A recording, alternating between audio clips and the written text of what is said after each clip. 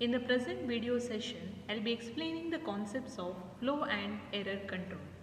So we know that the major responsibilities of the data link layer is flow control and error control.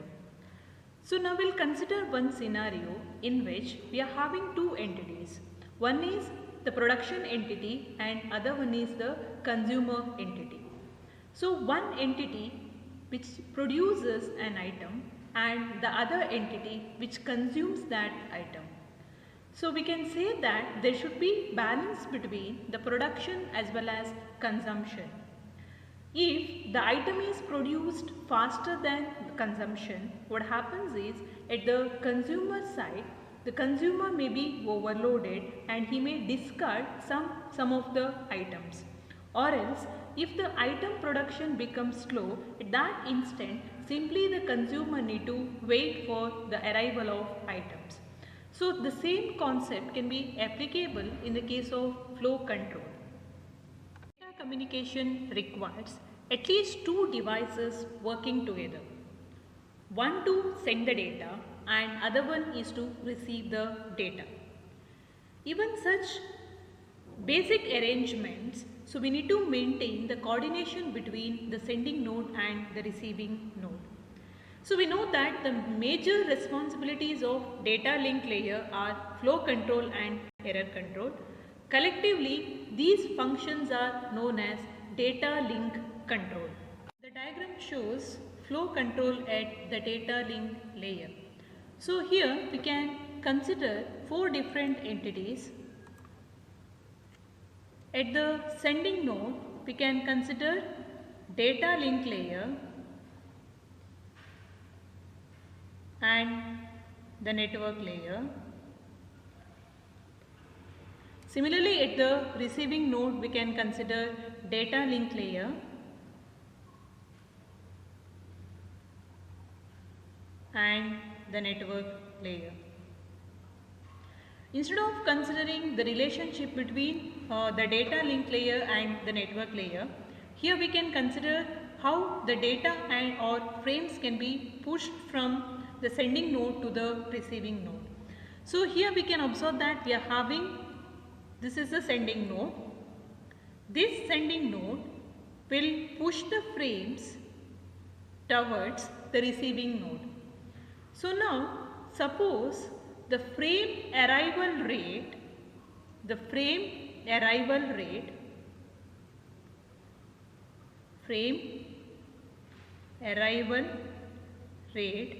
if it is greater than the actual rate at which receiver can receive the frame, so at that instant some of the frames may be dropped.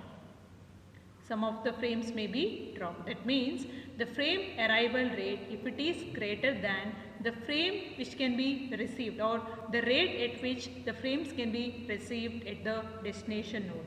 So in such instance, some of the frames may be dropped. So in order to avoid this, that means in order to avoid this dropping of packets or frames, what exactly the receiver does is, the receiver send an message or signal. So that means the flow control by either sending the information in order to stop the frame transmission from the sending node, or else in order to slow down the process. Suppose if the frame arrival rate is greater than the frame consumption rate at the receiving node, the receiver node can send an information, that means the flow control information, in order to slow down the process of sending the frame, or else in order to stop the process. So this is how we can achieve the flow control at the data link layer. Error control. Error control is both detection as well as correction of those errors. It allows the receiver in order to inform the sender, suppose any frames are lost in the transmission medium. So that means the receiver can request the sender in order to retransmit the same message again or same informations again during the occurrence of any error. Error control in the data link layer is often implemented simply like any time suppose an error is detected, in such frames can be retransmitted. So this process is called as automatic repeat request or ARQ. Suppose any error is occurred in the frame, the such frames can be retransmitted by the receiver can request the sender in order to retransmit the same message again. The diagram shows how and when the same message can be retransmitted. So acknowledgement is not sent, so the timer is also out. Once again restart the timer 2 and send back the same message again, and with respect to that the destination will send an acknowledgement to the source node and so on. Under error control we can use two methods. In the first method, if the frame is corrupted, we can discard such frame. If it is not corrupted, the packet is delivered to the network layer. So in the second method, if the frame is corrupted, we can silently discard that respective frame. If it is not corrupted, receive the frame and acknowledgement is sent to the sender node. Connectionless protocol and connection oriented protocol. So data link control protocol or DLC protocol supports both connectionless and connection oriented service.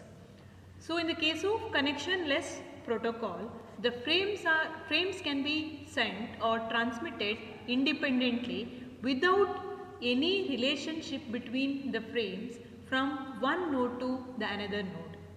So the meaning of connectionless is there is no relationship between the frames, but it does not mean that there is no physical connection, that is the transmission medium. The frames are not numbered and there is no sense of ordering.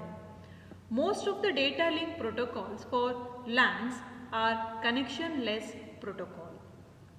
In the case of connection oriented protocol, a logical connection should be established between the sending node and the receiving node. So that phase is called as setup phase. After setup phase, the data can be transmitted or exchanged between those two nodes, and that phase is called as transfer phase. After exchange of data, the logical connection which was established need to be terminated, that is called as tear down phase. So in the case of data communication or connection oriented protocol concept, the frames are numbered and sent in the order. If they are not received in order, the receiver need to wait until all frames belongs to that set of information need to be received and then deliver them in order to the network layer. That means it need to wait until all the information or all the frames belongs to that respective set need to be received at the destination. After receiving the in order information, it can transmit the same information to the next layer, that is to the network layer.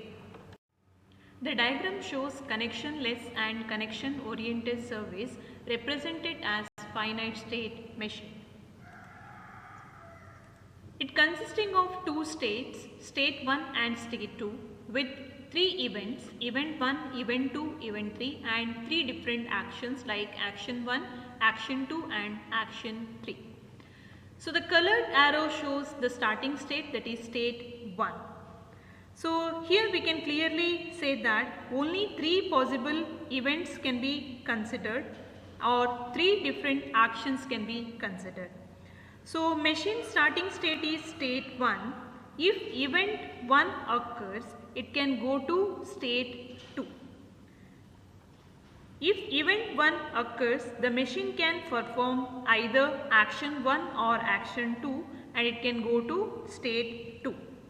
So now here In state 2, suppose event 2 occurs, it can perform either action 3, that is the self state, or else it can perform event 3 so that it can go to the starting state, that is state 1. For any queries, please mail me at sadhana.b@canaraengineering.in. Thank you.